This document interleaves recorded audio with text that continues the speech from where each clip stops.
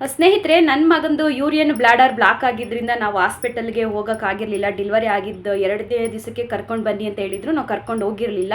ಅದಾದಮೇಲೆ ಕರ್ಕೊಂಡು ಹೋದ್ಮೇಲೆ ಡಾಕ್ಟ್ರು ಬೈದರು. ಯಾವಾಗ ಕರ್ಕೊಂಡು ಹೋದ್ವಿ, ಅದಾದಮೇಲೆ ನನ್ನ ಮಗನಿಗೆ ಅದು ಚಿಕಿತ್ಸೆ ಎಲ್ಲ ಕೊಟ್ಟಾದಮೇಲೆ ಅವ್ನು ಚೆನ್ನಾಗಿ ರಿಕವರಿ ಆದ್ನ, ಹೇಗೆಲ್ಲ ಆಯಿತು ಅನ್ನೋದು ಈ ವಿಡಿಯೋ ಪೂರ್ತಿ ನೋಡಿ, ಎಲ್ಲೂ ಸ್ಕಿಪ್ ಮಾಡಬೇಡಿ. ತುಂಬ ಯೂಸ್ಫುಲ್ ವಿಡಿಯೋ ಅಂತಲೇ ಹೇಳ್ತೀನಿ. ಬನ್ನಿ ವಿಡಿಯೋ ಕಡೆ ಹೋಗೋಣ.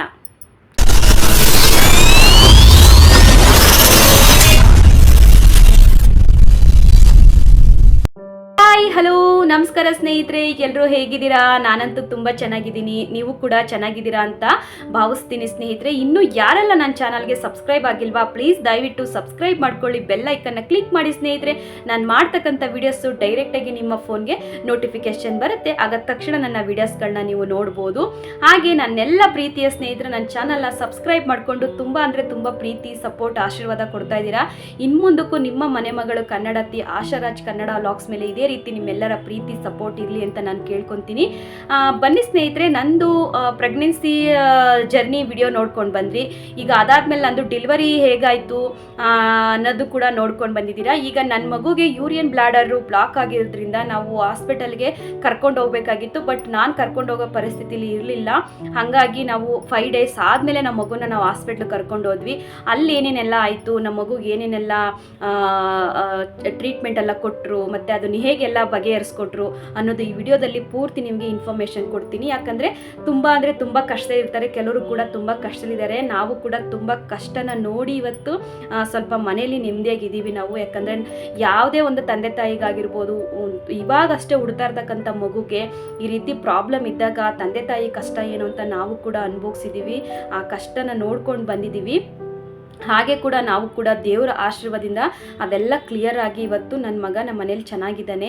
ಹೇಗೆಲ್ಲ ಮಾಡಿದ್ವಿ, ಅದನ್ನು ಹೇಗೆ ಚಿಕಿತ್ಸೆಗಳನ್ನ ಕೊಡಿಸಿದ್ವಿ, ಟ್ರೀಟ್ಮೆಂಟ್ ಕೊಡಿಸಿದ್ವಿ, ಹೇಗೆ ಫಾಲೋ ಅಪ್ ಮಾಡ್ತಾ ಇದ್ವಿ ಅನ್ನೋದನ್ನ ಈ ವಿಡಿಯೋದಲ್ಲಿ ಪೂರ್ತಿ ನಾನು ನಿಮಗೆ ಹೇಳ್ತೀನಿ. ಸ್ನೇಹಿತರೆ, ಯಾರು ವಿಡಿಯೋನ ಸ್ಕಿಪ್ ಮಾಡಬೇಡಿ, ನೋಡಿ. ನಿಮಗೂ ಕೂಡ ಇಷ್ಟ ಆದರೆ ಲೈಕ್ ಮಾಡಿ, ಶೇರ್ ಮಾಡಿ, ಕಮೆಂಟ್ ಮಾಡಿ. ಹಾಗೆ ಇನ್ನೂ ಜಾಸ್ತಿ ಇಷ್ಟ ಆಯಿತು ಅಂದರೆ ನಿಮ್ಮ ಫ್ಯಾಮಿಲಿ ಫ್ರೆಂಡ್ಸ್ಗೂ ಕೂಡ ಶೇರ್ ಮಾಡಿ. ಯಾಕಂದರೆ ಒಬ್ಬರಲ್ಲ ಒಬ್ಬರು ಒಂದು ನೋವನ್ನ ತಿಂತಾ ಇರ್ತಾರೆ. ಮಗುಗೇನೋ ಪ್ರಾಬ್ಲಮ್ ಇದೆ ಅಂತ ಹೇಳಿ ಕೊರಗ್ತಾ ಇರ್ತಾರೆ, ನೋವು ತಿಂತಾ ಇರ್ತಾರೆ. ಆ ಥರ ಕೊರಗಬೇಡಿ. ನಾವು ಅದನ್ನು ಬಗೆಹರಿಸ್ಕೊಳ್ಳೋ ಅಂಥ ಸಮಸ್ಯೆ ಇದ್ದರೆ ಖಂಡಿತ ನಾವು ಬಗೆಹರಿಸ್ಕೊಳ್ಳೋಕ್ಕಾಗಲ್ಲ ಅಂದರೆ ದೇವ್ರಿಚ್ಛೆ ಅಂತ ನಾವು ಬೇರೆ ಪ್ರಯತ್ನ ಮಾಡಬೇಕು. ಹಂಗಾಗಿ ಬಗೆಹರಿಸ್ಕೊಳ್ಳೋಕ್ಕಂಥ ಕಷ್ಟಗಳಿದ್ರೆ ಖಂಡಿತ ಬಗೆಹರಿಸ್ಕೊಳ್ಳಿ. ಯಾವುದೇ ಕಾರಣಕ್ಕೂ ಒಂದೇ ಸರಿಗೆ ಡಿಸಿಷನ್ ತಗೊಂಡು ಯಾವುದನ್ನು ಕೂಡ ಕಳ್ಕೊಳ್ಳೋ ಅವಕಾಶನ ನಾವು ಮಾಡ್ಕೋಬಾರ್ದು. ಹಾಗಾಗಿ ಬನ್ನಿ ಸ್ನೇಹಿತರೆ, ವಿಡಿಯೋ ಕ್ಲಿಕ್ ಮಾಡಿದೆ ನೋಡಿ, ತುಂಬ ಇಂಟ್ರೆಸ್ಟ್ ಆಗಿ ಇರುತ್ತೆ ವಿಡಿಯೋ ಮಾತ್ರ.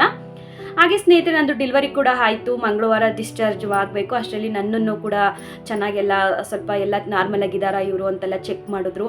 ಹಾಗೆ ಮಗುನೂ ಕೂಡ ಮಕ್ಕಳು ಡಾಕ್ಟ್ರು ಬಂದು ಚೆಕ್ ಮಾಡಿದ್ರು. ಈ ಥರ ಆಗಿದೆ ಮೇಡಮ್ ಅವರೇ, ಈಗ ನಾವು ಮಗುನ ಕರ್ಕೊಂಡು ಹೋಗ್ಬೇಕು ನಾವು ಹಾಸ್ಪಿಟಲ್ಗೆ.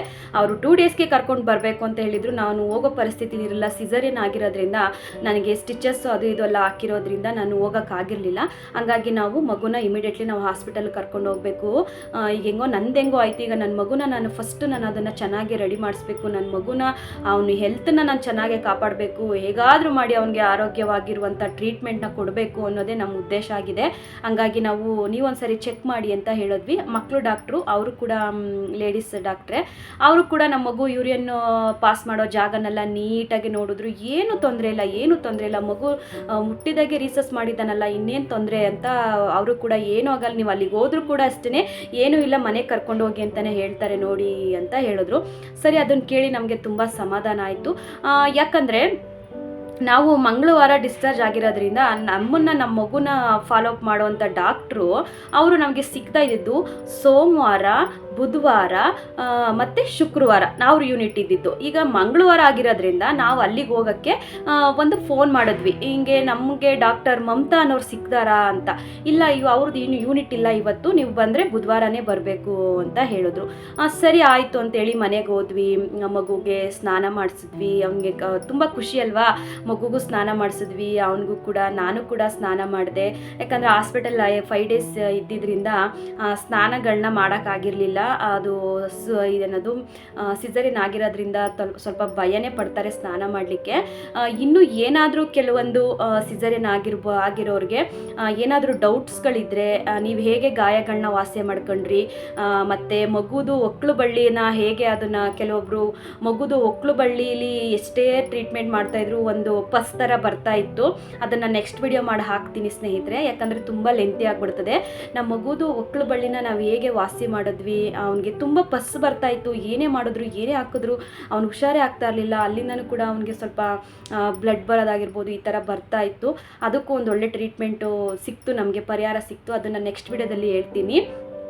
ಹಾಗೆ ಸ್ನೇಹಿತರೆ, ಈ ಥರ ಏನಾದರೂ ಪ್ರೆಗ್ನೆನ್ಸಿ ರಿಲೇಟೆಡ್ ಕ್ವಶನ್ಸ್ಗಳೇನಾದರೂ ಇದ್ದರೆ ಖಂಡಿತ ನನ್ನನ್ನು ಕೇಳಿ. ನಾನು ನಿಮಗೆ ನನಗೇನೆಲ್ಲ ಆಯಿತು ಅನುಭವ, ಅದಕ್ಕೇನಾದರೂ ಪರಿಹಾರ ಗೊತ್ತಿದ್ರೆ ಖಂಡಿತ ನಾನು ನಿಮಗೆ ತಿಳಿಸ್ತೀನಿ.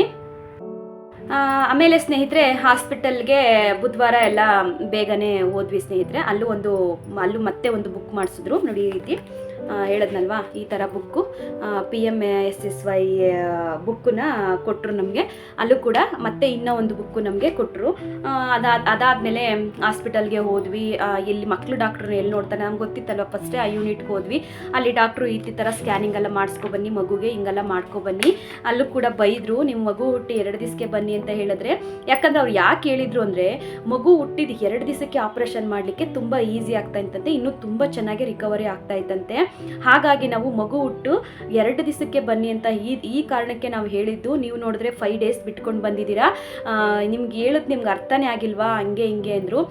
ಇಲ್ಲ ಡಾಕ್ಟರ್, ನನಗೆ ಸಿಸರಿನ್ ಆಗಿರೋದ್ರಿಂದ ನಾನೇ ಎದ್ದು ನಿಂತ್ಕೊಳ್ಳೋಕ್ಕಾಗ್ತಾ ಇರಲಿಲ್ಲ, ಓಡಾಡೋಕ್ಕಾಗ್ತಾ ಇರಲಿಲ್ಲ. ಇಲ್ಲ ನೀವು ಬೇರೆ ಯಾರನ್ನಾದರೂ ಕಳಿಸ್ಬೇಕಿತ್ತಲ್ವ, ಬೇರೆ ಯಾರನ್ನೂ ಬಿಡ್ಬೋದಿತ್ತಲ್ವಾ ಅಂತ ಹೇಳಿದ್ರು. ಇಲ್ಲಾಂದರೆ ವಾಣಿವಿಲಾಸ್ ಹಾಸ್ಪಿಟಲ್ಲೇ ಬಂದು ನೀವು ಅಡ್ಮಿಟ್ ಆಗ್ಬೋದಿತ್ತಲ್ವಾ ಅಂತ ಹೇಳಿದ್ರು. ಸರಿ, ಹೇಗಿದ್ರು ನಮ್ಮಿಂದ ಪಾಪ ಅವ್ರಿಗೆ ನಮ್ಮಿಂದ ತಪ್ಪಾಗಿದೆ ಅಂತೇಳಿ ಸರಿ ನಮ್ಮನ್ನ ಕ್ಷಮಿಸಿ, ನೀವು ಹೇಳಿದ ಟೈಮ್ ನಾವು ಬರೋಕ್ಕಾಗಲಿಲ್ಲ ಅಂತ ಹೇಳಿ ಸರಿ ಆಯಿತು ಅಂತ ಹೇಳಿ ಅವರು ಕೂಡ ಸ್ವಲ್ಪ ಕೋಪ ಮಾಡಿಕೊಂಡ್ರು ಡಾಕ್ಟ್ರುಗಳು. ಸರಿ ಅಂತ ಮುಂದಿನ ಟ್ರೀಟ್ಮೆಂಟ್ಗಳಿಗೆ ಸ್ಕ್ಯಾನಿಂಗ್ ಆಗಿರ್ಬೋದು, ಇನ್ನೊಂದಾಗಿರ್ಬೋದು, ಡಾಕ್ಟ್ರ್ ಜೊತೆಲೇ ಕಳಿಸಿ ನಮ್ಮನ್ನು ಮಗುನು ಕರೆಕ್ಟಾಗೆ ಸ್ಕ್ಯಾನಿಂಗ್ ಮಾಡಿಸ್ಲಿಕ್ಕೆ ಇಮಿಡಿಯೇಟ್ಲಿ ಸ್ಕ್ಯಾನಿಂಗ್ ಮಾಡ್ಸೋಕ್ಕೆ ಕರ್ಕೊಂಡೋದ್ರು. ಹೇಗಿತ್ತು ಅಂದರೆ ಸ್ನೇಹಿತರೆ, ಅದು ನಮಗೆ ನಮ್ಮ ಮಗುಗೆ ಏನೂ ಆಗಿರಲ್ಲ ಅಂತ ಹೇಳ್ತಾರೆ ಅನ್ನೋ ಉದ್ದೇಶದಿಂದ ನಾವು ಹೋಗಿದ್ವಿ. ನೋಡಿದ್ರೆ ಇಲ್ಲ, ಮಗುಗೆ ಖಂಡಿತ ಅದನ್ನು ರಿಮೂವ್ ಮಾಡಲೇಬೇಕು. ಬ್ಲ್ಯಾಡರಲ್ಲಿ ನಾವು ಒಂದು ಲೇಸರಿಂದ ಅದನ್ನು ರಿಮೂವ್ ಮಾಡಬೇಕು. ಅದಕ್ಕೆ ಅದು ದುರ್ಮಾಂಸ ಬೆಳ್ಕೊಂಡಿದೆಯಲ್ವಾ, ಅದನ್ನು ರಿಮೂವ್ ಮಾಡಲೇಬೇಕು. ಇಲ್ಲಾಂದರೆ ಮುಂದೊಂದು ದಿನ ಕಷ್ಟ ಆಗುತ್ತೆ, ಇಲ್ಲಾಂದರೆ ಕಿಡ್ನಿಗೆ ಪ್ರಾಬ್ಲಮ್ ಆಗುತ್ತೆ. ಮಗು ಕರೆಕ್ಟಾಗಿ ರೀಸಸ್ ಮಾಡಿಲ್ಲ ಅಂದರೆ ಆ ರೀಸಸ್ ನೀರೆಲ್ಲ ಕಿಡ್ನಿ ಒಳಗಡೆ ಹೋಗಿ ಅದು ಇನ್ಫೆಕ್ಷನ್ ಆಗುತ್ತೆ, ಕಿಡ್ನಿ ಇನ್ಫೆಕ್ಷನ್ ಆಗೋ ಚಾನ್ಸಸ್ ಜಾಸ್ತಿ ಇರುತ್ತೆ ಅಂತ ಹೇಳ್ಬಿಟ್ರು.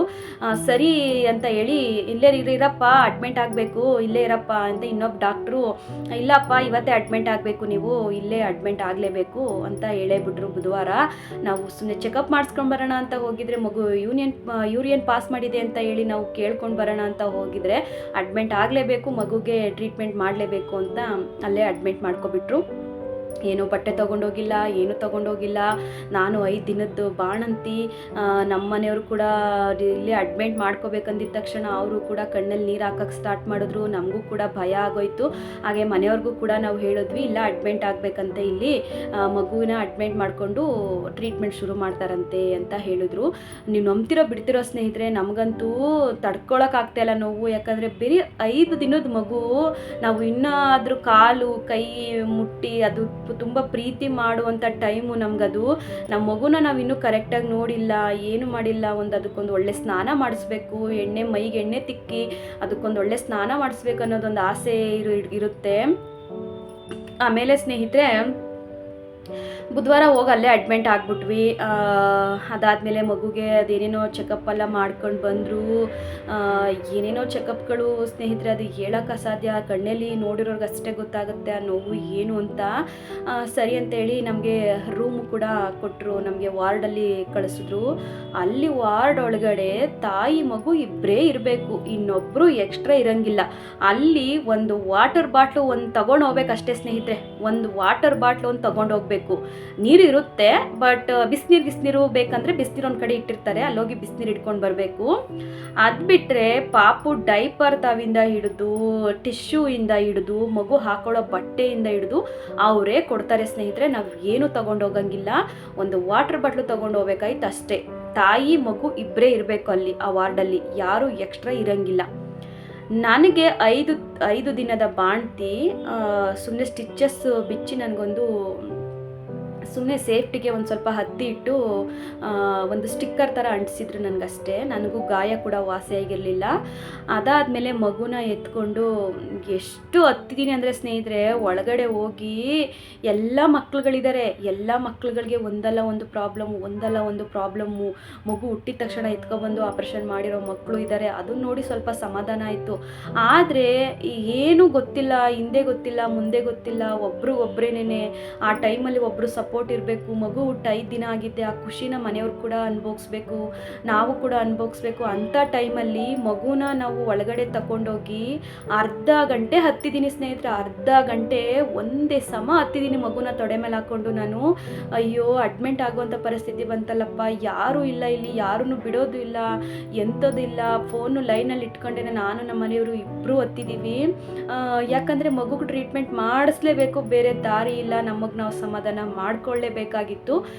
ಸರಿ ಅಂತೇಳಿ ಬುಧವಾರನೇ ಇಮಿಡಿಯೇಟ್ಲಿ ಮಾರ್ನಿಂಗ್ ಗುರುವಾರನೇ ಆಪ್ರೇಷನ್ ಮಾಡಿಬಿಡ್ತೀವಿ, ಮಗುಗೆ ಆಪ್ರೇಷನ್ ಥಿಯೇಟ್ರಿಗೆ ಕರ್ಕೊಂಡು ಹೋಗ್ತೀವಿ ಅಂತ ಅಂದರು. ನೀವೇ ಯೋಚನೆ ಮಾಡಿ ಸ್ನೇಹಿತರೆ, 5 ದಿನದ ಮಗು. ನಾವು ಎಷ್ಟು ಎಲ್ಲ ಫೋಟೋಸ್ಗಳು ಆ್ಯಡ್ ಮಾಡ್ತೀನಿ ನಿಮಗೆ. ನಮ್ಮ ಮಗುಗೆ ಯಾವ ಥರ ಅನಸ್ತೇಶ ಕೊಟ್ಟಿದ್ರು, ಯಾವ ಥರ ಇತ್ತು ನಮ್ಮ ಮಗು ಅನ್ನೋದನ್ನ ನಿಮಗೆ ಹೇಳ್ತೀನಿ ಸ್ನೇಹಿತರೆ. ಎಲ್ಲ ಟ್ರೀಟ್ಮೆಂಟ್ ಎಲ್ಲ ಶುರು ಮಾಡಿದ್ರು.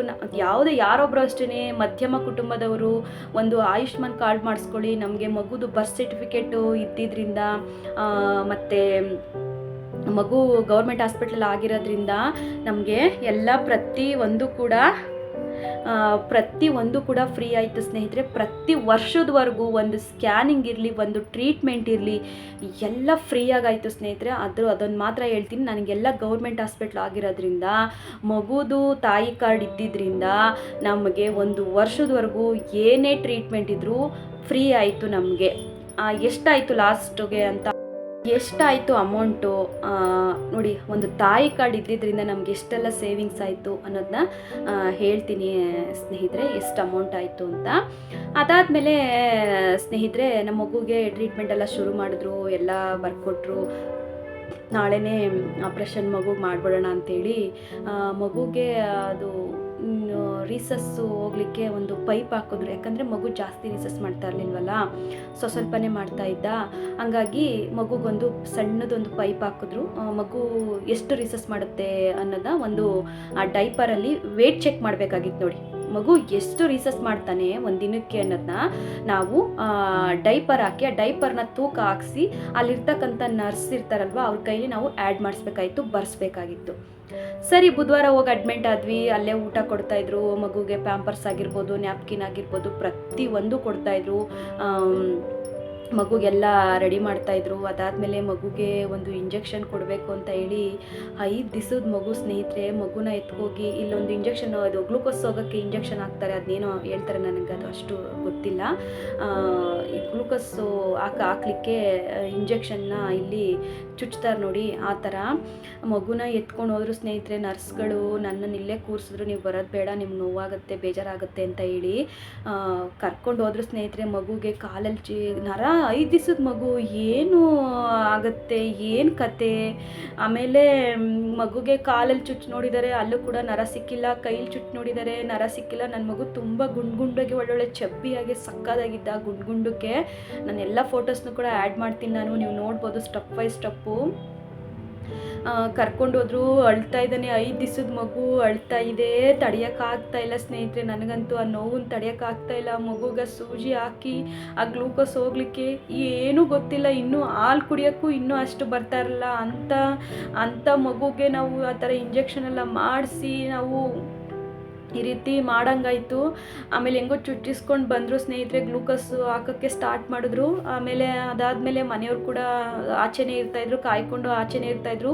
ಏನಾದರೂ ಬೇಕು ಅಂದರೆ ಮೈಕಲ್ಲಿ ಹೇಳ್ತಾಯಿದ್ರು, ಇಂಥ ಪೇಷಂಟ್ ಕಡೆ ಅವ್ರು ಬನ್ನಿ ಅಂದಾಗ ಅವ್ರು ಮೇಲ್ಗಡೆ ಬಿಡ್ತಾಯಿದ್ರು. ತುಂಬ ಸ್ಟ್ರಿಕ್ಟಾಗಿ ನೋಡ್ಕೊತಾರೆ, ಯಾರನ್ನೂ ಬಿಡಲ್ಲ. ಯಾಕಂದರೆ ಚಿಕ್ಕ ಮಕ್ಕಳಾಗಿರೋದ್ರಿಂದ ಇನ್ಫೆಕ್ಷನ್ ಆಗುತ್ತೆ ಆ ರೂಮು ಅಂತ ಹೇಳಿ ಯಾರನ್ನೂ ಬಿಡ್ತಾ ಇರಲಿಲ್ಲ. ಆಚೆನೇ ಇದ್ದು ಎಲ್ಲ ಮಾತಾಡ್ಸ್ಕೊಂಡು ಹೋಗ್ಬೇಕಾಗಿತ್ತು. ಅದಾದಮೇಲೆ ಸರಿ ಗುರುವಾರ ಆಪ್ರೇಷನ್ನು. ಮಗುಗೆ ನೈಟು 11 ಗಂಟೆ ಮೇಲಿಂದ ಹಾಲು ಕುಡಿಸ್ಬೇಡಿ ಅಂತ ಹೇಳಿದ್ರು ಸ್ನೇಹಿತರೆ. ಮಗುಗೆ 11 ಗಂಟೆಯಿಂದ ಹಾಲು ಕುಡಿಸ್ಬೇಡಿ ಅಂತ ಹೇಳಿದ್ರು. ಗ್ಲೂಕೋಸ್ ಕೊಟ್ಟಿದ್ರು, ಗ್ಲೂಕೋಸ್ ಹೋಗ್ತಾ ಇತ್ತು. ಮಗು ಹಾಲು ಕುಡಿಯೋಕ್ಕೆ ಅಳೋದು, ಆದರೂ ಹಾಲು ಕೊಡೋಕ್ಕಾಗ್ತಾಯಿಲ್ಲ. ಯಾಕಂದರೆ ಆಪ್ರೇಷನ್ ಮಾಡಬೇಕಲ್ವಾ, ಮಗುಗೆ ಮಾರ್ನಿಂಗ್ ಆಪ್ರೇಷನ್ ಇದೆ. ಎಂಥವ್ರಿಗೂ ಅಷ್ಟೇ, ಬೆಳಗ್ಗೆ ಆಪ್ರೇಷನ್ ಮಾಡಬೇಕಂದ್ರೆ ಖಾಲಿ ಹೊಟ್ಟೆಯಲ್ಲೇ ಬಿಡ್ತಾರೆ. ಪ್ರತಿಯೊಬ್ಬರಿಗೂ ಅಷ್ಟೇ ನೋಡು, ಮಗು ಆಗಿರಲಿ ದೊಡ್ಡವರಾಗಿರಲಿ, ಆಪ್ರೇಷನ್ನು ಕರ್ಕೊಂಡು ಹೋಗಬೇಕು ಅಂತ ಅಳು ಕಂಟ್ರೋಲ್ ಮಾಡ್ಕೋಬೇಕು ಅಂತೀನಿ, ಆಗಲ್ಲ. ನೋವು ಆ ವಿಚಾರಗಳು ಬರ್ತವೆ. ಸರಿ ಅಂತೇಳಿ 11 ಗಂಟೆ ಮೇಲಿಂದ ಮಗುಗೆ ಹಾಲು ಕೊಡಬೇಡಮ್ಮ ಅಂತ ಹೇಳಿದ್ರು.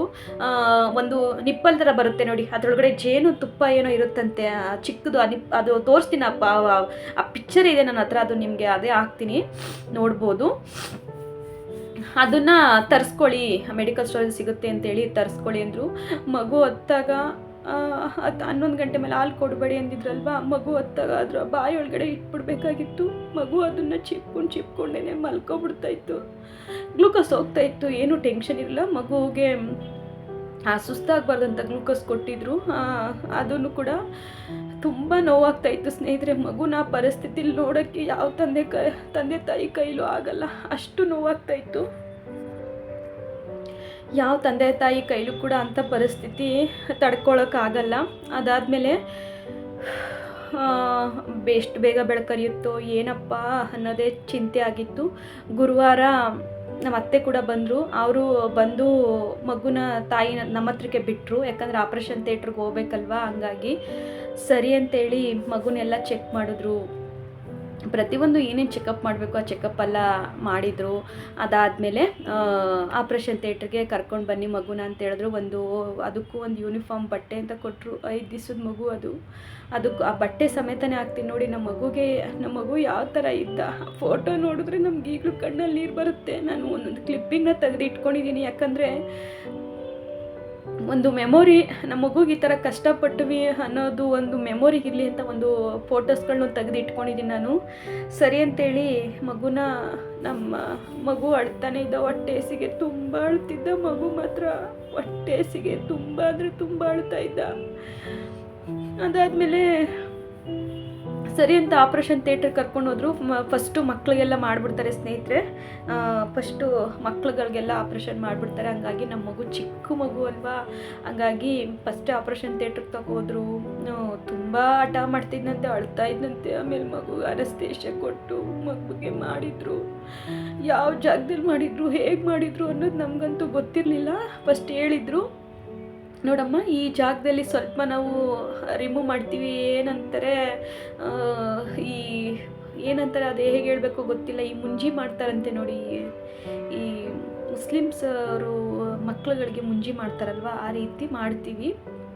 ಯಾಕಂದರೆ ಯೂರಿಯನ್ನು ನೀಟಾಗಿ ಅವನು ಚೆನ್ನಾಗೆ ಮಾಡಬೇಕು, ಇಲ್ಲ ಒಂದು ಸ್ವಲ್ಪ ಉಳ್ಕೊಂತು ಅಂದ್ರೂ ಕಿಡ್ನಿ ಇನ್ಫೆಕ್ಷನ್ ಆಗುತ್ತೆ. ಆ ಉದ್ದೇಶದಿಂದ ಹಿಂಗೆ ಮಾಡ್ತೀವಿ ಅಂತ ನಮ್ಗೆ ಎಕ್ಸ್ಪ್ಲೈನ್ ಮಾಡಿದರು. ಸರಿ ಆಯಿತು ಅಂತೇಳಿ ನಾವು ಎಲ್ಲ ಆದ್ವಿ.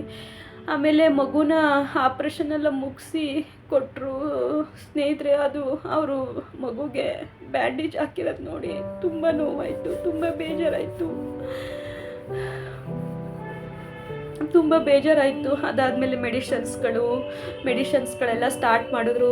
ತುಂಬ ನಮ್ಮ ಮಗು ಹುಟ್ಟಿದ 5 ದಿವಸದಿಂದ 1 ವರ್ಷದವರೆಗೂ ಟಾನಿಕ್ಕು ಮೆಡಿಷನಲ್ಲೇ ಬಂದಿದೆ ನಮ್ಮ ಮಗು. ಈ ಥರದೊಂದು ಪ್ರಾಬ್ಲಮ್ ಇದ್ದಿದ್ದರಿಂದ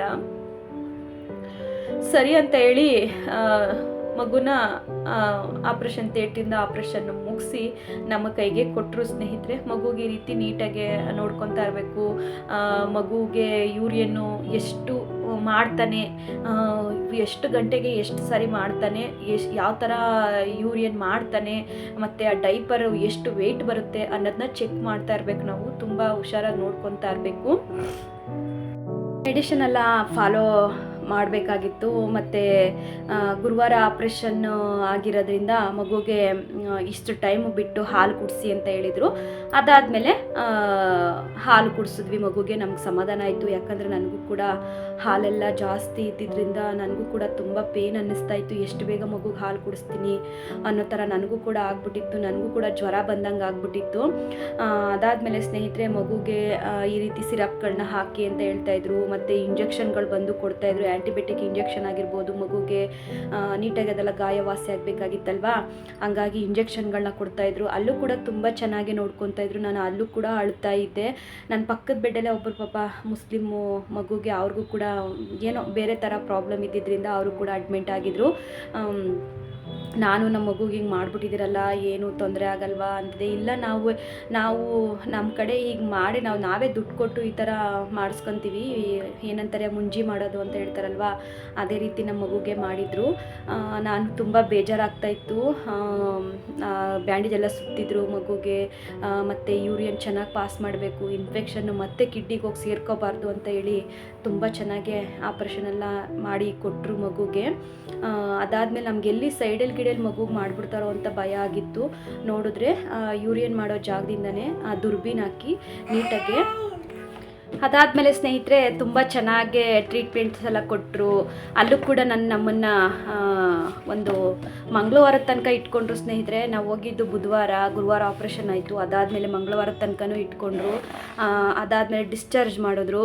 ಅವ್ರು ಹೇಳಿದ್ರು ಮಗುಗೆ ಒಳ್ಳೊಳ್ಳೆ ಟಾನಿಕ್ಗಳನ್ನ ಕೊಟ್ಟರು. ನಮ್ಮ ಮಗು 1 ವರ್ಷ ಕಂಟಿನ್ಯೂಸ್ ಆಗಿ ಟಾನಿಕ್ಗಳನ್ನ ಕುಡ್ದಿರೋದು. 1 ವರ್ಷ ಸತತವಾಗಿ ನಮ್ಮ ಮಗು ಟಾನಿಕ್ಕು, ಆ್ಯಂಟಿಬಯೋಟಿಕ್ ಆಗಿರ್ಬೋದು, ಜ್ವರದ್ದಾಗಿರ್ಬೋದು, ಪ್ರತಿಯೊಂದು ಅಷ್ಟೇ ಎಲ್ಲ ಕೊಟ್ಟು ಕಳಿಸಿದ್ರು. ಏನಾದರೂ ಬೈ ಚಾನ್ಸ್ ಜ್ವರ ಬಂದರೆ ಮತ್ತು ಏನು ನೆಗಡಿ ಕೆಮ್ಮು ಇಲ್ಲದೇ ಜ್ವರ ಬಂದರೆ ಇಮಿಡಿಯೇಟ್ಲಿ ಮಗುನ ಕರ್ಕೊಂಡು ಬರಬೇಕು ಅಂತ ಹೇಳಿದರು. ಸರಿ ಅಂತೇಳಿ ನಾವು ಕೂಡ ಎಲ್ಲ ನೀಟಾಗಿ ಫಾಲೋ ಅಪ್ ಮಾಡೋಣ ಅಂತ ಹೇಳಿ ತುಂಬ ಚೆನ್ನಾಗಿ ಫಾಲೋ ಅಪ್ ಮಾಡ್ತಾಯಿದ್ವಿ. ಯಾಕಂದರೆ ನಮ್ಮ ಮಗುನ ನಾವು ಕಷ್ಟಪಟ್ಟು ಉಳಿಸ್ಕೊಂಡಿದ್ದೀವಿ. ಅವನಿಗೆ ಈಗ ಟ್ರೀಟ್ಮೆಂಟು ಕೂಡ ಆಗಿದೆ. ಅವನ್ನ ತುಂಬ ಚೆನ್ನಾಗಿ ಕಾಪಾಡ್ಕೋಬೇಕು ಅನ್ನೋದಷ್ಟೇ ನಮಗೆ ಉದ್ದೇಶ ಇದ್ದಿದ್ದು. ಅದಾದಮೇಲೆ ಮನೆಗೂ ಕೂಡ ಕರ್ಕೊಂಡು ಬಂದ್ವಿ. ಇನ್ನು ಮಾಮೂಲಿ ಮಗುಗೆ ಸ್ನಾನ, ಅದು ಇದು ಎಣ್ಣೆ ಸ್ನಾನ ಆಗಿರ್ಬೋದು, ಪ್ರತಿಯೊಂದು ಅಷ್ಟೇ. ಗಾಯ ಕೂಡ ಅಷ್ಟೇ. ಗಾಯನ ಹೇಗೆ ವಾಸಿ ಮಾಡ್ಕೊಂಡ್ವಿ ಅಂದರೆ ಮಗುಗಲ್ಲಿ ಒಂದು ಬಿಸಿನೀರು, ಒಂದು ಉಗುರು ಬೆಚ್ಚಗೆ ಬಿಸಿನೀರು, ಒಂದು ಏನಂತಾರೆ, ಒಂದು 2 ಲೀಟ್ರಷ್ಟು ನೀರು ಇಡಿಸ್ತಕ್ಕಂಥ ಒಂದು ಡಬ್ಬ ಇರ್ತಾಯಿತ್ತು, ಪ್ಲಾಸ್ಟಿಕ್ ಡಬ್ಬಲ್ಲಿ ಸ್ವಲ್ಪ ನೀರು ಹಾಕಿ ಅದಕ್ಕೊಂದು ಸ್ವಲ್ಪ ಲಿಕ್ವಿಡ್ ಕೊಟ್ಟಿದ್ರು. ಅದು ಗಾಯ ವಾಸಿ ಆಗಲಿಕ್ಕೆ ಏನೋ ಏನಂತಾರೆ ಬೆಟಾಡಿನ ಏನೋ ಒಂಥರ ಕೊಟ್ಟಿದ್ರು ಲಿಕ್ವಿಡು. ಅದನ್ನು ಅದರೊಳಗಡೆ ಸ್ವಲ್ಪ ಹಾಕಿ ಮಗುನ ಅದರೊಳಗಡೆ ಕೂರಿಸ್ಬೇಕಾಗಿತ್ತು. ಯಾಕಂದರೆ ಗಾಯ ವಾಸಿ ಆಗಬೇಕಿತ್ತಲ್ವ ನಮ್ಮ ಪಾಪುಗೆ. ಯೂರಿಯನ್ ಪಾಸ್ ಮಾಡೋ ಜಾಗ ಚೆನ್ನಾಗಿ ವಾಸಿ ಆಗಬೇಕಾಗಿತ್ತು. ಹಾಗಾಗಿ ತುಂಬ ಕೇರ್ಫುಲ್ಲಾಗಿ ನಾವು ಸಾಯಂಕಾಲ ಆಯಿತು ಅಂದರೆ ಮಗುನ ನೀರಲ್ಲಿ, ಬೆಚ್ಚಗಿನ ನೀರಲ್ಲಿ ಕೂರಿಸಿ ಚೆನ್ನಾಗಿ ವಾಸಿ ಮಾಡಬೇಕಾಗಿತ್ತು. ಅದಾದಮೇಲೆ ತುಂಬ ಚೆನ್ನಾಗೇ ಟ್ರೀಟ್ಮೆಂಟ್ ಮಾಡಿದ್ರು. ಟಾನಿಕ್ಗಳು ಕೂಡ ಅಷ್ಟೇ ತುಂಬ ಚೆನ್ನಾಗಿ ಕೊಟ್ಟರು. ಅದಾದಮೇಲೆ ತಿಂಗಳ ಫಾಲೋ ಅಪ್ ಮಾಡೋಕ್ಕೆ ಹೇಳಿದರು ಸ್ನೇಹಿತರೆ. ಮಗುನ 1 ತಿಂಗಳು ಮಿಸ್ ಮಾಡ್ದಂಗೆ ಮಗುನ ಕರ್ಕೊಂಡೋಗಿ ಸ್ಕ್ಯಾನಿಂಗ್ ಮಾಡಿಸಿ ಆ ಸ್ಕ್ಯಾನಿಂಗ್ ರಿಪೋರ್ಟ್ನ ಡಾಕ್ಟರ್ಗೆ ಕೊಡ್ತಾ ಇರಬೇಕಾಗಿತ್ತು. ಹಾಗೇ ಬರ್ತಾ ಇದ್ವಿ. ಒಂದು 3 ತಿಂಗಳು ನಾರ್ಮಲ್ ಸ್ಕ್ಯಾನಿಂಗ್ ಮಾಡ್ತಾಯಿದ್ರು. ಓಕೆ, ಪರವಾಗಿಲ್ಲ ಅಂತೇಳಿ ಕೊಟ್ಟಿದ್ದಂಥ ಮೆಡಿಸಿನ್ಸ್ಗಳನ್ನ ಫಾಲೋ ಮಾಡಿ ಅಂತ ಹೇಳ್ತಾಯಿದ್ರು. ಓಕೆ, ಅದಾಯಿತು. ಇನ್ನೊಂದು ಸ್ವಲ್ಪ ದಿನ ಆಯಿತು, ಒಂದು ಮಗುಗೆ ಒಂದು 6 ತಿಂಗಳಾಯಿತು ಸ್ನೇಹಿತರೆ. ಒಂದು ಸ್ಕ್ಯಾನಿಂಗ್ ಬರೆದ್ರು, ಇಂಥ ಕಡೆ ಹೋಗಿ ಸ್ಕ್ಯಾನಿಂಗ್ ಮಾಡಿಸಿ ಅಂತ. ಆ ಸ್ಕ್ಯಾನಿಂಗ್ ರಿಪೋರ್ಟ್ ತೋರಿಸ್ತೀನಿ ನಿಮಗೆ. ಹೋದ್ವಿ, ಇದ್ದಕ್ಕಿದ್ದಂಗೆ ಒಂದು ಬೇರೆ ಕಡೆ ಸ್ಕ್ಯಾನಿಂಗ್ ಬರ್ಕೊಡ್ತೀವಿ, ಮಗುಗೆ ಇನ್ನೂ ಸ್ವಲ್ಪ ಇನ್ಫೆಕ್ಷನ್ ಇರೋ ಥರ ಇದೆ, ನಮಗದು ಈ ಸ್ಕ್ಯಾನಿಂಗಲ್ಲಿ ಸರಿಯಾಗಿ ಗೊತ್ತಾಗ್ತಾ ಇಲ್ಲ, ನಾವು ಒಂದು ಕಡೆ ಸ್ಕ್ಯಾನಿಂಗ್ ಬರ್ಕೊಡ್ತೀವಿ, ಅಲ್ಲಿ ಹೋಗಿ ಮಾಡಿಸ್ಕೊಂಡು ಬನ್ನಿ ಅಂತ ಹೇಳಿದ್ರು ಸ್ನೇಹಿತರೆ. ನೋಡಿ, ಅದೇ ಇದು scanning report. E C scanning ಅಂತ ಹೇಳಿದ್ದಾರೆ ನೋಡಿ. ಇ ಸಿ ಸ್ಕ್ಯಾನಿಂಗು ಮಗುಗೆ ನಾವು ಮಾಡಿಸ್ಬೇಕಾಗಿತ್ತು. ಅಂದರೆ ನೋಡಿ, ಈ ಥರ ಮಿಷಿನ್ ಇರುತ್ತೆ, ಆ ಮಿಷಿನಲ್ಲಿ ಮಗುನ ಇಟ್ಟು ಅದನ್ನು ಸ್ಕ್ಯಾನಿಂಗ್ ಮಾಡಿದ್ರು. ನಮಗಂತೂ ತುಂಬಾ ಭಯ ಆಯಿತು ಸ್ನೇಹಿತರೆ. ನಮ್ಮ ಮಗುಗೆ ಏನಾಗೋಗಿದೆಯಪ್ಪ ನೋಡಿ ಸ್ನೇಹಿತರೆ. ಇ ಸಿ ಸ್ಕ್ಯಾನಿಂಗ್ ಅಂತ ಮಾಡಿಸಿದ್ವಿ. ನನ್ನ ಮಗ ಫೋನ್ ಅಳ್ಳಾಡಿಸ್ತಾ ಇದ್ದಾನೆ, ಹಾಗಾಗಿ ಸ್ವಲ್ಪ ನಿಮಗೆ ಕ್ಲಿಯರೆನ್ಸ್ ಆಗಿ ಗೊತ್ತಾಗ್ತಾ ಇಲ್ಲ. ನಾನು ಇದನ್ನು ಕರೆಕ್ಟಾಗಿ ತೋರಿಸ್ತೀನಿ, ನೋಡ್ತಾ ಇರ್ಬೋದು. ಇ ಸಿ ಸ್ಕ್ಯಾನ್ ಅಂತ ಮಾಡಿಸಿದ್ವಿ ನನ್ನ ಮಗನ ದೈವಿಕ್ BN ಅಂತ. ಇದೆಲ್ಲ ಸ್ಕ್ಯಾನಿಂಗೆಲ್ಲ ಮಾಡಿಸ್ಕೊಂಡು ಆ ರಿಪೋರ್ಟ್ನ ನಾವು ಡಾಕ್ಟರ್ ಹತ್ರಕ್ಕೆ ತಂದು ತೋರಿಸಿದ್ವಿ ಸ್ನೇಹಿತರೆ. ಯಾವ ಥರ ರಿಪೋರ್ಟ್ಸು ಬರ್ತಾಯಿತ್ತು ಅಂದರೆ ನೀವೇ ನೋಡ್ಬೋದು ನೋಡಿ. ಈ ಥರ ಕಿಡ್ನಿಗಳು ನೋಡಿ, ಈ ಥರ ಕಿಡ್ನಿಗಳು ನೀರು ಯಾವುದರಲ್ಲಿ ಜಾಸ್ತಿ ಇದೆ ಯಾವುದರಲ್ಲಿ ಕಡಿಮೆ ಇದೆ, ಅಲ್ಲೂ ಒಂದು ದಿನ ಬೆಳಗ್ಗೆ ಹೋಗಿದ್ದಕ್ಕೆ ಸಾಯಂಕಾಲದ ತನಕ ಸ್ಕ್ಯಾನಿಂಗ್ ಮಾಡೋರು. ತುಂಬ ಲೇಟಾಗೆ ತುಂಬ ಚೆನ್ನಾಗಿ ಸ್ಕ್ಯಾನಿಂಗ್ ಮಾಡಿಕೊಟ್ರು. ನೋಡಿ ಇಲ್ಲಿ ಕಿಡ್ನಿ ನೋಡಿ ಕಾಣಿಸ್ತಾ ಇದ್ವಾ, ಇದು ಯೂರಿಯನ್ನು ಕಲೆಕ್ಟ್ ಆಗಿರೋದು, ಅದು ಸರಿಯಾಗಿ ಹೋಗ್ತಾ ಇರಲಿಲ್ಲ ಇನ್ನೂ ನನ್ನ ಮಗನಿಗೆ. ಈ ಕಡೆ ಕಿಡ್ನಿಲಿ ತುಂಬ ಚೆನ್ನಾಗಿ ಎಲ್ಲ ಹೋಗ್ಬಿಡ್ತಾ ಇತ್ತು, ಈ ಕಡೆ ಕಿಡ್ನಿಲಿ ಮಾತ್ರ ಹಾಗೆ ಉಳ್ಕೊತಾ ಇತ್ತು. ನೋಡಿ ಈ ರೀತಿ ತುಂಬ ಕಷ್ಟಪಟ್ಟು ನಾವು ಈ ರೀತಿ ನಾವು ಒಂದು ಸ್ಕ್ಯಾನಿಂಗ್ ಎಲ್ಲ ಮಾಡಿಸಿ, ಕಿಡ್ನಿ ಸ್ಕ್ಯಾನಿಂಗು ಇದೆಲ್ಲ ಮಾಡಿಸ್ಕೊಂಡು ನಾವು ಮಗುನ ನಾವು ನಮಗೆ ಸ್ಕ್ಯಾನಿಂಗ್ ಎತ್ಕೋದಾಗ ನಮಗೆ ತುಂಬಾ ಭಯ ಆಗಿತ್ತು. ಅಳ್ತಾ ಇದ್ದೆ ನಾನು, ಹಂಗೂ ಅಲ್ಲಿ ಹೋಟ್ಲಲ್ಲಿ ಮಧ್ಯಾಹ್ನ ಟೈಮ್ ಆಗಿತ್ತು, ಅಳ್ತಾ ಇದ್ದೆ ನಾನು. ಏನಪ್ಪ ಇದು ದೇವರೇ, ಯಾಕಪ್ಪ ಹಿಂಗೆ ಈ ಥರ ಕಷ್ಟ ಕೊಟ್ಬಿಟ್ಟೆ, ಮಗು ಹುಟ್ಟಿದೇನೋ ಖುಷಿ ಪಡಬೇಕಾ, ಮಗುಗೆ ಈ ಥರ ಆಗಿದೆ ಏನಾದರೂ ದುಃಖ ಪಡಬೇಕಾ, ಒಂದೂ ಗೊತ್ತಾಗ್ತಾ ಇಲ್ಲ. ಯಾವಾಗಪ್ಪ ನನ್ನ ಮಗುನ ಹುಟ್ಟಿದಾಗಿಂದ ಹಾಸ್ಪಿಟ್ಲಿಗೆ ಎತ್ಕೊಂಡು ತಿರ್ಗೋದೇ ಆಗೋಗಿದೆಯಲ್ಲ, ಯಾಕಪ್ಪ ದೇವರೇ ಹಿಂಗೆ ಕಷ್ಟ ಕೊಡ್ತಾ ಇದೆಯಾ ಅಂತ ಹಂಗೆ ಕೇಳ್ತಾ ಇದ್ದೆ. ಒಬ್ಬ ಅಜ್ಜಿ ಹಿಂಗೆ ಬಂದು ಕೂತ್ಕೊಂಡ್ರು, ಅವರು ಕೂಡ ಹೋಟ್ಲಿಗೆ ಬಂದಿದ್ದರು ಊಟಕ್ಕೆ. ಅವರು ಕೂಡ ಕೂತ್ಕೊಂಡು ಹೇಳಿದ್ರು, ನೋಡಮ್ಮ ಮಗುಗೆ ಏನೇ ಕಷ್ಟಗಳಿದ್ರು ಕರ್ಮಗಳಿದ್ರು ಅದು ಈಗಲೇ ಕಳೆದೋಗ್ಬಿಡ್ಬೇಕು, ಮುಂದೆ ನಿನ್ನ ಮಗ ಆಗೇ ಆಗ್ತಾನೆ, ಚೆನ್ನಾಗಿರ್ತಾನೆ, ಹೆದರ್ಕೋಬೇಡ, ಅವ್ನು ಏನೇ ಕಷ್ಟ ಕಾರ್ಪಣ್ಯ ಆದರೂ ಈಗಲೇ ಕಳೆದೋಗ್ಬಿಡುತ್ತೆ, ನೀನು ಅದಕ್ಕೆಲ್ಲ ಬೇಜಾರು ಮಾಡ್ಕೋಬೇಡ, ಚೆನ್ನಾಗಿ ಟ್ರೀಟ್ಮೆಂಟ್ ಕೊಡಿಸು, ಮಗುನ ಚೆನ್ನಾಗಿ ನೋಡ್ಕೋ, ಸದ್ಯ ಹೆಂಗೋ ನಿಮಗೆ ಟ್ರೀಟ್ಮೆಂಟ್ ಕೊಡ್ತಾ ಇದ್ದಾರಲ್ಲ, ಅದಕ್ಕೊಂದು ಟ್ರೀಟ್ಮೆಂಟ್ ಇದೆಯಲ್ಲ ಅದಕ್ಕೆ ಖುಷಿಪಡು ಅಂತ ಹೇಳಿದ್ರು. ಸರಿ ಅಂತ ಹೇಳಿ ಮಗುಗೆ ಇದು 2 ಸಾರಿ ಮಾಡಿಸಿದ್ರು ಸ್ನೇಹಿತರೆ. ಇದು ಒಂದು 6 ತಿಂಗಳಿಗೊಂದು ಮಾಡಿಸಿದ್ರು, ಅದಾದಮೇಲೆ 9 ತಿಂಗಳಿಗೊಂದು ಸಾರಿ ಮಾಡಿಸಿದ್ರು ಸ್ನೇಹಿತರೆ EC ಸ್ಕ್ಯಾನಿಂಗು. ಆಮೇಲೆ ಅದಾದಮೇಲೆ ಅಷ್ಟರಲ್ಲಿ 1 ವರ್ಷಕ್ಕೊಂದು ಸಾರಿ ಫಾಲೋ ಅಪ್ ಮಾಡ್ತಾಯಿದ್ವಿ, ಮಸ್ಟು ತಿಂಗಳಿಗೊಂದು ಸಾರಿ ಫಾಲೋ ಅಪ್ ಮಾಡ್ತಾಯಿದ್ವಿ. ಅದಾದಮೇಲೆ ಚೆನ್ನಾಗೆಲ್ಲ ರಿಕವರಿ ಆಯಿತು, ಟ್ರೀಟ್ಮೆಂಟ್ ಎಲ್ಲ ಚೆನ್ನಾಗೆಲ್ಲ ಕೊಡ್ತಾಯಿದ್ರು, ಮೆಡಿಸಿನ್ಸ್ ಕೊಡ್ತಾಯಿದ್ರು. ಇದೆಲ್ಲ ಆದಮೇಲೆ ಮತ್ತೆ ಇನ್ನು 6 ತಿಂಗಳಿಗೊಂದು ಸಾರಿ ಬರಬೇಕು ಅಂತ ಹೇಳಿದರು. 1 ವರ್ಷ ಆದಮೇಲೆ 6 ತಿಂಗಳಿಗೊಂದು ಸಾರಿ ಬಂದು ಚೆಕ್ ಮಾಡಿಸ್ಕೊಳ್ಳಿ ಅಂತ ಹೇಳಿದ್ರು. ನಾನು 6 ತಿಂಗಳಿಗೆ ಹೋಗಿದ್ದೆ. ಈಗ ಅದಾದಮೇಲೆ ಇನ್ನೂ 6 ತಿಂಗಳು ಬಿಟ್ಟು ಬರಬೇಕು ಅಂತ ಹೇಳಿದ್ರು. ಹಿಂಗೆ ಫಾಲೋ ಅಪ್ ಮಾಡ್ತಾ ಇದ್ವಿ ಸ್ನೇಹಿತರೆ, ಹಿಂಗೆ ಕಂಟಿನ್ಯೂಸ್ ಆಗಿ ಫಾಲೋ ಅಪ್ ಮಾಡಿ ಹೆಂಗೋ ಕಷ್ಟಪಟ್ಟು ಇವತ್ತು ನನ್ನ ಮಗ ತುಂಬ ಆರೋಗ್ಯವಾಗಿ ಚೆನ್ನಾಗಿದ್ದಾನೆ ಸ್ನೇಹಿತರೆ. ನನಗೆ ಅದೇ ಖುಷಿ. ನಾವಂತೂ ಹೇಳೋಕ್ಕೆ ಸುಲಭ ಆಗ್ಬೋದು, ಇದೊಂದು ಏನಂದರೆ ಒಂದು 20-30 ನಿಮಿಷದಲ್ಲಿ ನಾನು ಹೇಳಿ ಮುಗಿಸ್ಬಿಡ್ಬೋದು ನಮ್ಮ ಜರ್ನಿನ. ಆದರೆ ಆ ಕ್ಷಣ ಒಂದೊಂದು ಟೈಮು ನಾವು ತುಂಬಾ ನೋವು ತಿಂದಿದ್ದೀವಿ, ತುಂಬಾ ಕಷ್ಟಪಟ್ಟಿದ್ದೀವಿ ನಮ್ಮ ಮಗುನ ಹುಷಾರು ಮಾಡ್ಕೋಬೇಕು ಅಂತೇಳಿ. ಅದಕ್ಕೆ ಸ್ನೇಹಿತರೆ ಯಾರೊಬ್ಬರು ಅಷ್ಟೇ ತಾಯಿ ಕಾರ್ಡ್ ಮಾಡಿಸ್ಕೊಳ್ಳಿ, ತಾಯಿ ಕಾರ್ಡ್ ಮಾಡಿಸ್ಕೊಂಡ್ರೆ ನಮಗೆಲ್ಲ ಫ್ರೀ ಇರುತ್ತೆ. ಫ್ರೀ ಇರ್ತಕ್ಕಂಥ ಹಾಸ್ಪಿಟಲ್ಗೆ ಹೋದರೆ ನಮ್ಮಂಥ ಮಧ್ಯಮ ವರ್ಗದವ್ರಿಗೆ ತುಂಬ ಯೂಸ್ಫುಲ್ ಆಗುತ್ತೆ.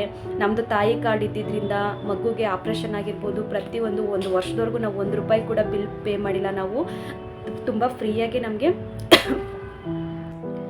ಅದಕ್ಕೆ ಸ್ನೇಹಿತರೆ ನಮ್ಮ ಮಧ್ಯಮ ವರ್ಗದ ಕುಟುಂಬಸ್ಥರು ಯಾರ್ಯಾರು ಇರ್ತಾರೆ, ಈಗ ಮಿಡ್ಲ್ ಕ್ಲಾಸ್ ಅಂತ ಹೇಳ್ತಾರಲ್ವಾ, ಹಂಗಾಗಿ ಅವರಿಗೆ ತಾಯಿ ಕಾರ್ಡ್ ಇದ್ದರೆ, ಆಯುಷ್ಮಾನ್ ಕಾರ್ಡ್ ಇದ್ದರೆ ಒಂದು ನಮಗೆ ಟೋಟಲ್ಲು ನಮ್ಮ ಮಗು ಹುಟ್ಟಿದ 5 ದಿನಕ್ಕೆ ಕರ್ಕೊಂಡೋಗಿ ಆಪ್ರೇಷನ್ ಮಾಡಿ 8 ದಿವಸ ಮಡಿಕೊಂಡು ನಮಗೆ ತುಂಬ ಚೆನ್ನಾಗಿ ಟ್ರೀಟ್ಮೆಂಟ್ ಮಾಡಿ ಕಳಿಸಿದ್ರು. ಅದಕ್ಕೆಲ್ಲ ಟೋಟಲ್ ಆಗಿ 65,000 ರೂಪಾಯಿ ಆಯಿತು ನಮ್ಮ ಮಗುಗೆ ಟ್ರೀಟ್ಮೆಂಟ್ ಮಾಡಿಸ್ಕೊಂಡು ಆಚೆ ಕರ್ಕೊಬರೋ ಅಷ್ಟರಲ್ಲಿ. ಆದಮೇಲೆ ಅಷ್ಟೇ ವರ್ಷ 1 ತಿಂಗಳಿಗೆ ಹೋಗಿ ಸ್ಕ್ಯಾನಿಂಗ್ ಮಾಡಿಸ್ಬೇಕಾಗಿತ್ತು. ನೋಡಿ ಈ ರೀತಿ ತೋರಿಸ್ತೀನಿ, ಅದು ಕೂಡ ನೋಡಿ ಇಷ್ಟು ಬುಕ್ಸು ನೋಡಿ, ಇಷ್ಟೆಲ್ಲ ನನ್ನ ಮಗಂದು ಏನಂತಾರೆ ಸಮ್ಮರಿ ಆಗಿರ್ಬೋದು, ಪ್ರತಿಯೊಂದು ಎಲ್ಲ ನನ್ನ ಮಗಂದು ಈ ರೀತಿ ನಾನು ಎಲ್ಲ ಕಟ್ಟಿ ಇಟ್ಕೊಬಿಟ್ಟಿದ್ದೀನಿ. ನೋಡಿ ಈ ರೀತಿ ತಿಂಗಳ ಹೋಗಿ ನಾವು ನನ್ನ ಮಗ ಎಲ್ಲ ಅರ್ಧಾಕ್ಬಿಟ್ಟಿದ್ದಾನೆ ಸ್ನೇಹಿತರೆ. ನೋಡ್ತಾ ಇರ್ಬೋದು, ನಾವು ತಿಂಗಳ ಹೋಗಿ ನಾವು ಮಗುಗೆ ಸ್ಕ್ಯಾನಿಂಗ್ ಮಾಡಿಸ್ತಾ ಇರಬೇಕಾಗಿತ್ತು. ನಿಮಗೆ ಉಲ್ಟಾ ಕಾಣಿಸುತ್ತೆ ಇದು, ಹಂಗಾಗಿ ನಾವು ತಿಂಗಳ ಮಗುಗೆ ಹೋಗಿ ನಾವು ಸ್ಕ್ಯಾನಿಂಗ್ ಮಾಡಿಸಿ ಅವ್ರಿಗೆ ರಿಪೋರ್ಟ್ ತೋರಿಸ್ಬೇಕಾಗಿತ್ತು 1 ವರ್ಷದ ತನಕ. ಅದಾದಮೇಲೆ ನಮಗೆ 6 ತಿಂಗಳಿಗೊಂದು ಸಾರಿ ಸ್ಕ್ಯಾನಿಂಗ್ ಹೇಳಿದ್ರು. ಅದಾದಮೇಲೆ ಈಗ ವರ್ಷಕ್ಕೊಂದು ಸಾರಿ ಬನ್ನಿ ಅಂತ ಹೇಳಿದ್ದಾರೆ. ಈಗಲೂ ಕೂಡ ಫಾಲೋ ಅಪ್ ಮಾಡ್ತಾ ಇದ್ದೀವಿ. ನಾನು ಯಾವುದಕ್ಕೂ ಯಾಕೆ ಹೇಳ್ತಾ ಇದ್ದೀನಿ ಇದೆಲ್ಲ ಅಂದರೆ, ಕಷ್ಟಗಳು ಬರ್ತವೆ, ಅದನ್ನು ಬಗೆಹರಿಸ್ಕೋಬೇಕು. ನಾವು ಬಗೆಹರಿಸ್ಕೊಂಡಿಲ್ಲ ಅಂದರೆ ಕಳ್ಕೊಬೇಕಾಗತ್ತೆ. ಹಂಗಾಗಿ ಯಾರು ಕೂಡ ಟೆನ್ಷನ್ ಮಾಡ್ಕೋಬೇಡಿ. ಈ ಥರ ಪ್ರಾಬ್ಲಮ್ಗಳಿದ್ರೆ 1 ಅಲ್ಲ 2 ಕಡೆ ಡಾಕ್ಟ್ರುಗಳನ್ನ ವಿಚಾರಿಸಿ ಟ್ರೀಟ್ಮೆಂಟ್ಗಳಿದೆ ಕೊಡಿಸಿ. ನಾವಿವತ್ತು ನಮ್ಮ ಮಗನಿಗೀಗ 2 ವರ್ಷದ ಮೇಲೆ 2 ತಿಂಗಳು, ಅವ್ನು ತುಂಬ ಆರೋಗ್ಯವಾಗಿದ್ದಾನೆ, ತುಂಬ ಚೆನ್ನಾಗಿ ರಿಸರ್ಚ್ ಮಾಡಿಕೊಂಡು ಆರಾಮಾಗಿ ಚೆನ್ನಾಗಿದ್ದಾನೆ ಸ್ನೇಹಿತರೆ. ನಾವು ತುಂಬ ಕಷ್ಟಪಟ್ಟಿದ್ದೀವಿ ಅವನಿಗೆ ಚೆನ್ನಾಗಿ ಮಾಡ್ಕೋಬೇಕನ್ನೋ ಉದ್ದೇಶನೇ ನಮಗಾಗಿತ್ತು. ಹಂಗಾಗಿ ಎಷ್ಟು ರಿಪೋರ್ಟ್ಸ್ ಇದೆ ಅಂದರೆ ಸ್ನೇಹಿತರೆ, ಇದೆಲ್ಲ ಅವ್ನಿಗೆ ಸಂಬಂಧಪಟ್ಟಿರೋ ರಿಪೋರ್ಟ್ಸ್ಗಳೇ ಇದೆಲ್ಲ ಆ ಥರ ತೋರಿಸ್ಕೊಂಡು ನಾವು ಈಗಲೂ ಕೂಡ ಫಾಲೋ ಮಾಡ್ತಾಯಿದ್ದೀವಿ. ಆರೋಗ್ಯವಾಗಿದ್ದಾನೆ. ನೀವು ಕೂಡ ಅಷ್ಟೇ, ಯಾರೆಲ್ಲ ಇನ್ನೂ ಪ್ರೆಗ್ನೆನ್ಸಿ ಆಗಿದ್ದೀರಾ ಅವರೆಲ್ಲ ತಾಯಿ ಕಾರ್ಡು ಆದಷ್ಟು ಗೌರ್ಮೆಂಟ್ ಹಾಸ್ಪಿಟಲ್ ಒಂದ್ಸರಿ ಚೆಕ್ ಮಾಡಿಸ್ಕೊಳ್ಳಿ, ತಾಯಿ ಕಾರ್ಡ್ ಮಾಡಿಸ್ಕೊಳ್ಳಿ. ನೆಕ್ಸ್ಟು ಏನಕ್ಕಾದರೂ ಒಂದು ಹೆಲ್ಪ್ ಆಗುತ್ತೆ, ಉಪಯೋಗಕ್ಕೆ ಬರುತ್ತೆ. ಈಗ ನಾವು 1 ವರ್ಷ ಆಯ್ತಲ್ವಾ ನಮ್ಮ ಮಗುಗೆ, ಹಂಗಾಗಿ ಈಗ ನಾವು ಏನೇ ಸ್ಕ್ಯಾನಿಂಗ್ ಸ್ಕ್ಯಾನಿಂಗ್ ಹೋದರೆ ನಾವು ಬಿಲ್ ಪೇ ಮಾಡಬೇಕು. ಈ ರೀತಿ ಆಗಿರುತ್ತೆ. ಒಂದು ವರ್ಷದವರೆಗೂ ನಮಗೆ ಫ್ರೀ ಇತ್ತು ಸ್ನೇಹಿತರೆ. ಹಂಗಾಗಿ ನಮಗೂ ಕೂಡ ಸ್ವಲ್ಪ ಸುಲಭ ಅನ್ನಿಸ್ತು. ಇಷ್ಟ ಆಗಿತ್ತು ಸ್ನೇಹಿತರೆ. ನನ್ನ ಮಗನ ಏನಾಗಿತ್ತು, ಯೂರಿಯನ್ ಬ್ಲಾಡರ್ ಬ್ಲಾಕ್ ಆಗಿರೋದ್ರಿಂದ ಇಷ್ಟೆಲ್ಲ ಇತ್ತು. ಅದಕ್ಕೆ ನಿಮಗೂ ಕೂಡ ಹೇಳ್ತಾ ಇದ್ದೀನಿ ಸ್ನೇಹಿತರೆ. ಯಾಕೆ ಈ ವಿಡಿಯೋ ಮಾಡ್ತಾ ಇದ್ದೀನಿ ಅಂದರೆ, ಎಷ್ಟೋ ಜನ ನೋವು ತಿಂತಾ ಇರ್ತೀರಾ, ಈ ಥರ ಕಷ್ಟ ಬಂದ್ಬಿಟ್ಟಿದೆ ಅಂತ ಯೋಚನೆ ಮಾಡ್ತಾ ಇರ್ತೀರಾ. ಯಾರಿಗೂ ಕೂಡ ಯೋಚನೆ ಮಾಡಬೇಡಿ. ಒಂದಲ್ಲ ಎರಡು ಕಡೆ ವಿಚಾರಿಸಿ ಮಗುಗೆ ಸರಿ ಹೋಗ್ಬೋದಾ ಇಲ್ವಾ ಅಂತ ಕೇಳ್ಕೊಳ್ಳಿ. ಮಗುಗೆ ಒಳ್ಳೆ ಟ್ರೀಟ್ಮೆಂಟ್ ಕೊಡಿಸಿ. ಇವತ್ತು ನಮ್ಮ ಮನೇಲಿ ನಮ್ಮ ಮಗು ಆರೋಗ್ಯವಾಗಿ ಚೆನ್ನಾಗಿದ್ದಾನೆ ಸ್ನೇಹಿತರೆ. ನಮ್ಗೆ ಅದೇ ಖುಷಿ. ನೀವು ಕೂಡ ಅಷ್ಟೇ. ವಿಡಿಯೋ ಇಷ್ಟ ಆದರೆ ಲೈಕ್ ಮಾಡಿ, ಶೇರ್ ಮಾಡಿ, ಹಾಗೆ ಸಬ್ಸ್ಕ್ರೈಬ್ ಮಾಡ್ಕೊಳ್ಳಿ. ನಾನು ಸಬ್ಸ್ಕ್ರೈಬ್ ಮಾಡ್ಕೊಳ್ಳಿ. ನನ್ನ ಮಗಂದು ಕೆಲವೊಂದು ಫೋಟೋಸು ಆಪ್ರೇಷನ್ ಟೈಮಲ್ಲಿ ಯಾವ ರೀತಿ ಇದ್ದ, ಹೇಗಿದ್ದ ಅನ್ನೋದು ಪಿಕ್ಚರ್ನ ನಮಗೆ ಇಲ್ಲಿ ಅಪ್ಲೋಡ್ ಮಾಡ್ತೀನಿ, ನೋಡ್ಬೋದು ಸ್ನೇಹಿತರೆ. ಹಾಗೆ ಮತ್ತೆ ಸಿಗ್ತೀನಿ. ಇನ್ನು ಹೆಚ್ಚು ಮುಂದಿನ ವೀಡಿಯೋಸ್ಗಳನ್ನ ಮಾಡ್ತಾ ಇರ್ತೀನಿ. ನಿಮ್ಗೆ ಏನೆಲ್ಲ ಡೌಟ್ಸ್ ಇದೆ, ಏನಾದರೂ ಪ್ರೆಗ್ನೆನ್ಸಿದು ಏನಾದರೂ ಡೌಟ್ಸ್ ಇದ್ದರೆ ಖಂಡಿತ ನನಗೆ ಕಮೆಂಟ್ ಬಾಕ್ಸಲ್ಲಿ ತಿಳಿಸಿ. ನಿಮಗೆ ವಿಡಿಯೋ ಮಾಡಿ ನಾನು ಖಂಡಿತ ಅಪ್ಲೋಡ್ ಮಾಡ್ತೀನಿ. ಫೋಟೋಸ್ ಎಲ್ಲ ಹಾಕಿರ್ತೀನಿ ನೋಡಿ ಸ್ನೇಹಿತರೆ ನನ್ನ ಮಗಂದು.